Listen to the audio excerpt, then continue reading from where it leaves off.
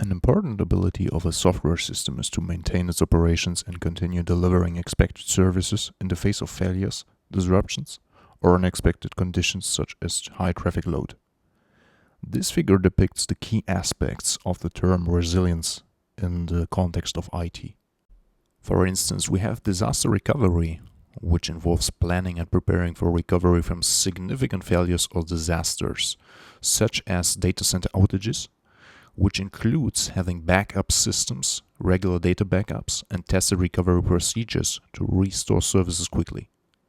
Next, we have redundancy, which is about implementing multiple instances of critical components or services to ensure that if one fails, other can take over without interruption.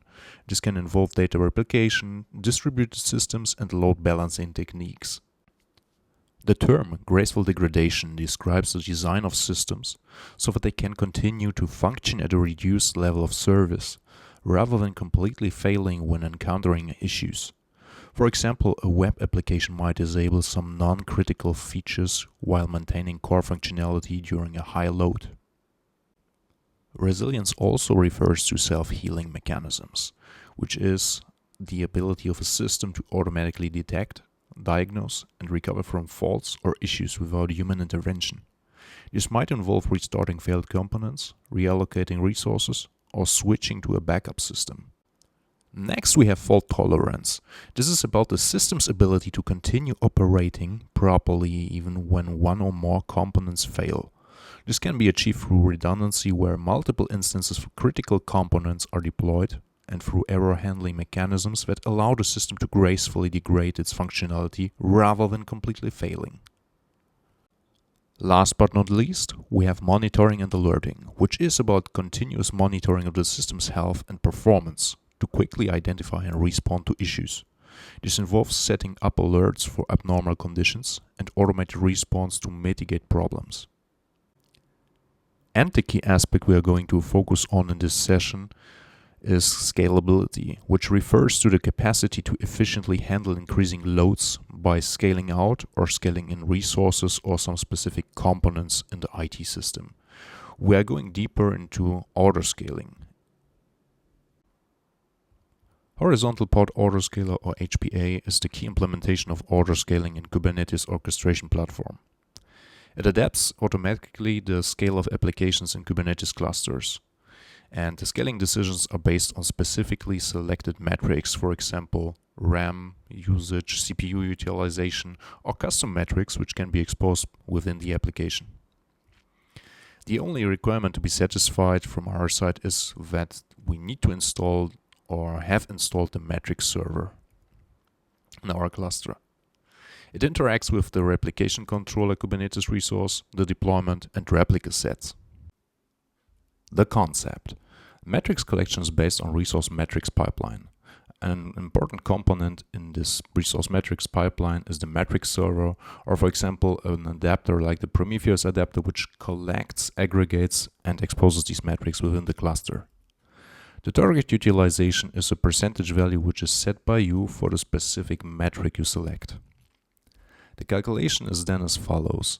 The desired count of replicas is compared against the current metric values, the current count of the pods, and the scale out or scale in is then triggered whenever the thresholds are crossed. Let's have a quick look over the resource metrics pipeline. We have the C-Advisor, which is a daemon collecting, aggregating, and exposing container metrics. The kubelet, which is a node agent in managing the container resources. It exposes the resource metrics via specific endpoints, the /metrics, /resource, and /stats API endpoints. And the last component is the metric server, which is a cluster add-on component that collects and aggregates resource metrics pulled from each kubelet. The API server, which is exposed by metric server, serves metrics API for use by horizontal Pod Autoscaler, by vertical Pod Autoscaler, and kube control top command. Some additional features of HPA I want to highlight are that it can make scaling decisions upon considering multiple metrics simultaneously, The application autoscaling can be specifically tailored via custom metrics, which can be the metrics exposed by your application. It allows also the fine-tuning of the scaling behavior, means you can define the scaling stabilization windows and therefore, or using this option, mitigate flapping or thrashing behavior, means the fluctuating amount of replicas due to the dynamic nature of autoscaling. What are the metric types supported by HPA? We have the first type, which is the resource type, and this is a percentage of a resource specified on pod containers, referring to requests and limits fields in the manifest files. We have the pod resource, which is an alternative to the first one, and it is referred to as a custom metric. And this is a value which is averaged across the pods belonging to a deployment and compared against a target value. It is limited to the target type average value only. Next, we have the object, which is again an alternative to the other ones, to the preceding ones, and also a custom metric. And this is just a reference to a different object in the same namespace. It supports the target types of value and average value. These are general metrics which can suit most of the use cases when it goes into autoscaling. These are general metrics which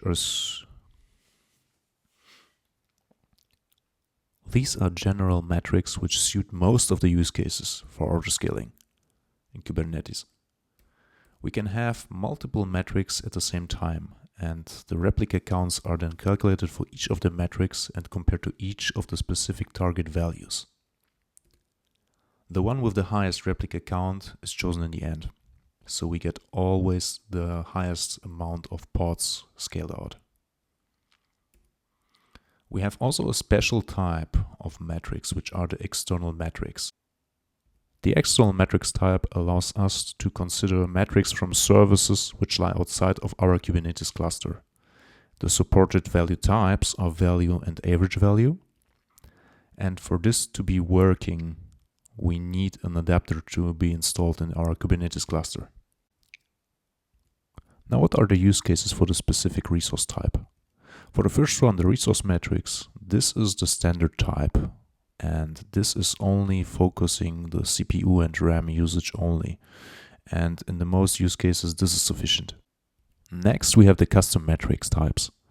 And these allow us to go beyond the limitation of the resource metrics types by not only allowing us to specify the CPU and RAM usage, but also any other metrics types or metrics which can be exposed by our applications in order to monitor our application performance in a little more detail than when we would use the resource metrics type. Examples are, for instance, the request latency, the number of active sessions, or the transactions per second, or number of active connections, or the metrics of any other object in our cluster. Finally, we have external metrics. The external metrics can be used whenever the amount of replicas of our application depends on the metrics of an external system. This might be the case whenever the application needs to speed up the process of retrieving a huge amount of items from a queuing system. HPA allows us to customize the scaling behavior, means that we can fine-tune the HPA scaling behavior for our application and make our application better adapt to changing workloads, giving it smoothness and a stable scaling process.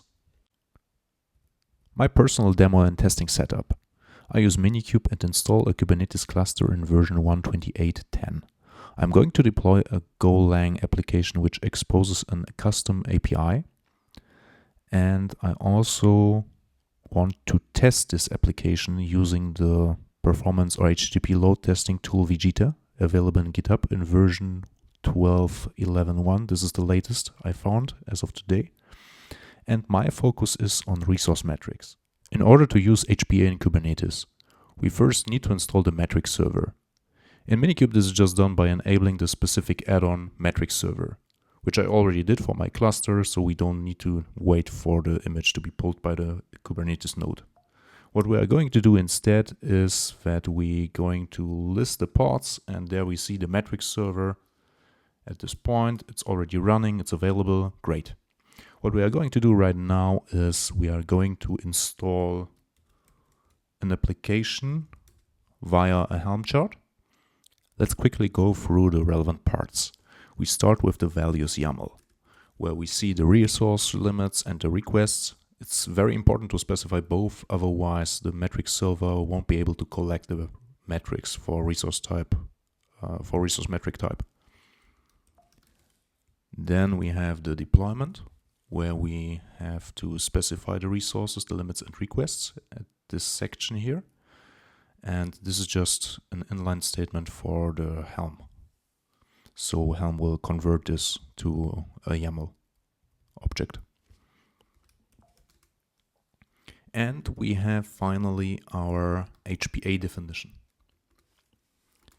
And you see the metrics type is resource at this point, and we have the CPU specified, the utilization, and also the memory, and also the value type is utilization in %. You might have noticed that I defined the behavior for scale up and scale down for HPA for my application. And in this case, I have a stabilization window defined for both of the actions, which is 300 seconds. And this will tell HPA to wait 300 seconds until it actually increases or reduces the amount of pods or the amount of replicas for the deployment. The policies to evaluate against are by pods, which are 4, and by % of the overall pods deployed right now, currently at the moment, which is 50%. And the period seconds are just the seconds to make HPA evaluate these policies.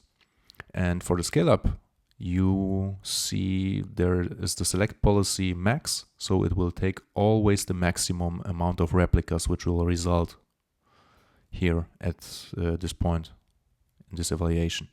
On the contrary, the scale down policy is about to only select the policy which will result in the minimum amount of replicas which will be evaluated.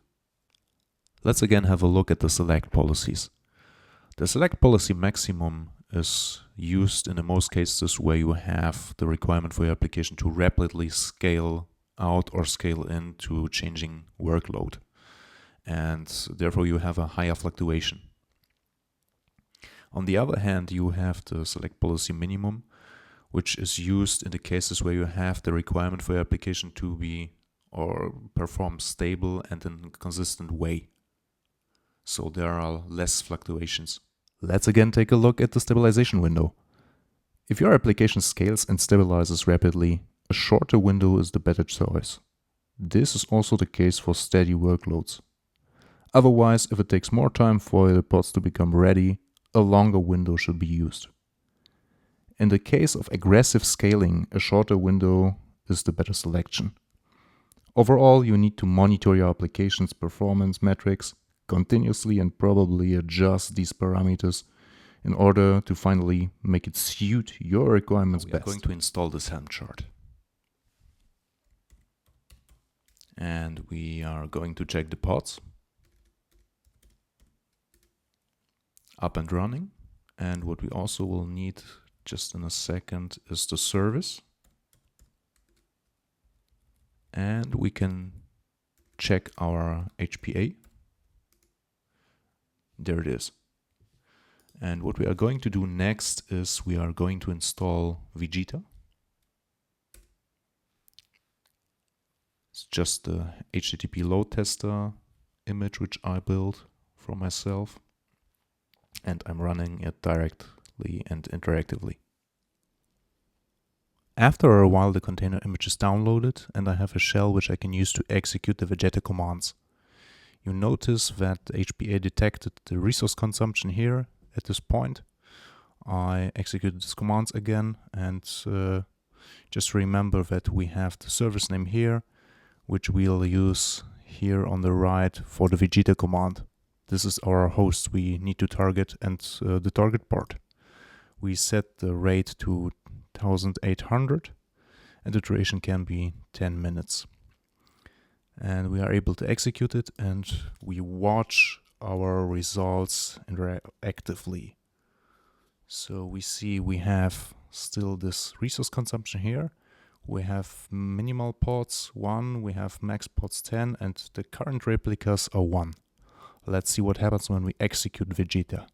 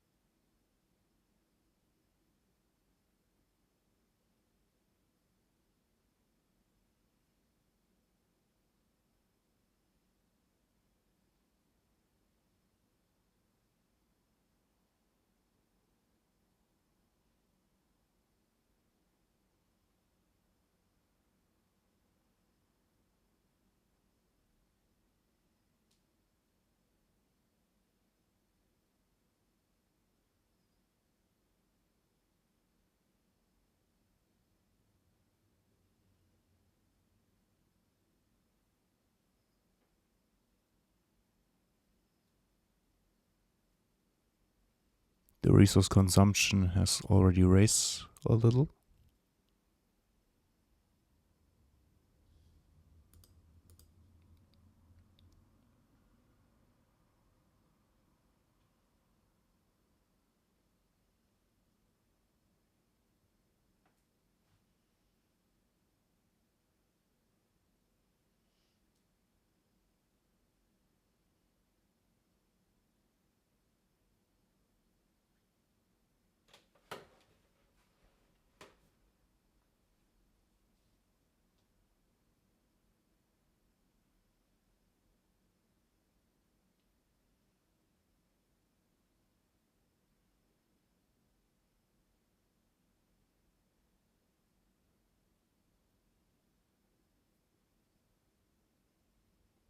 Again, the CPU consumption raised and definitely crossed the threshold here with 104%. And this should trigger in some seconds the replicas, the replica scaling.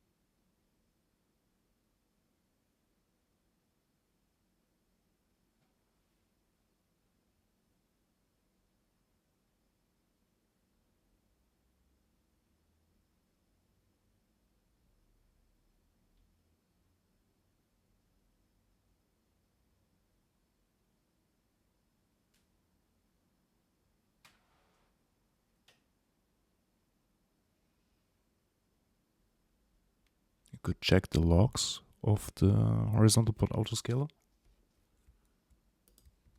just to make sure it reacts.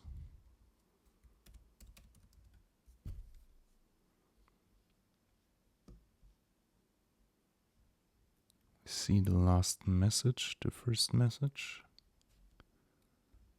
Nothing yet.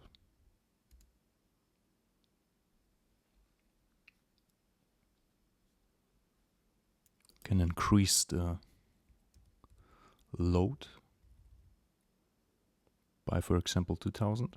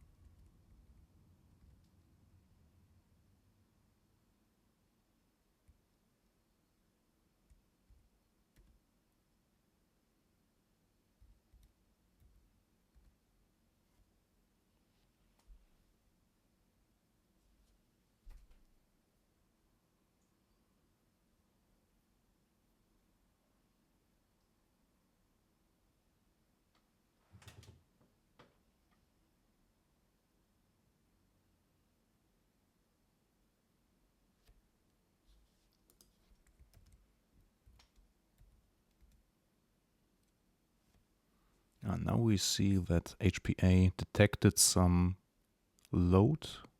The average is above the 80%, which we have specified. The 80% was the threshold for CPU usage.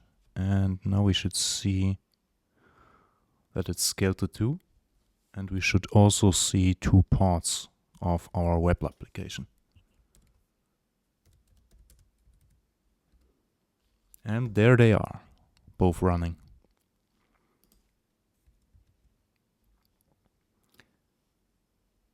There's also a message. We see there is no error. We can just decode it.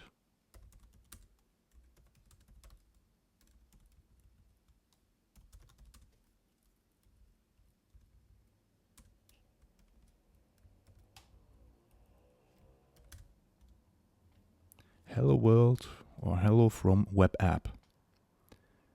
And this was the practical part of this little session. There is some additional information I personally noticed and want to share with you because I think this is important to know. The default cooldown time, meaning the stabilization window of HPA, is 5 minutes. HPA checks metrics every 15 seconds against the target values and adjusts the replicas accordingly. And there's also a vertical pod autoscaler, which is just another method of scaling. It adjusts the resources vertically instead of adding another replica into the system. It can also be used together with the HPA, so both are able to work in the same system together. And other factors for scaling behavior and scaling performance need also to be considered, which are liveness probe, readiness probe, probing delays, startup probes, hooks, and termination grace period seconds. Let's do the wrap up. The benefits and advantages are that the application's replicas are automatically adjusted by HPA to serve higher workload in the case the workload increases, or are decreased by HPA in the case the workload decreases. It allows also to fine-tune the autoscaling for your application by using specific metrics. And HPA in general is a native Kubernetes resource, so nothing except the metric server needs to be installed in order to get it working. And it's easy to configure. Some remarks. Precise knowledge about your application and application's metrics allows you to best define and configure your autoscaling for your application.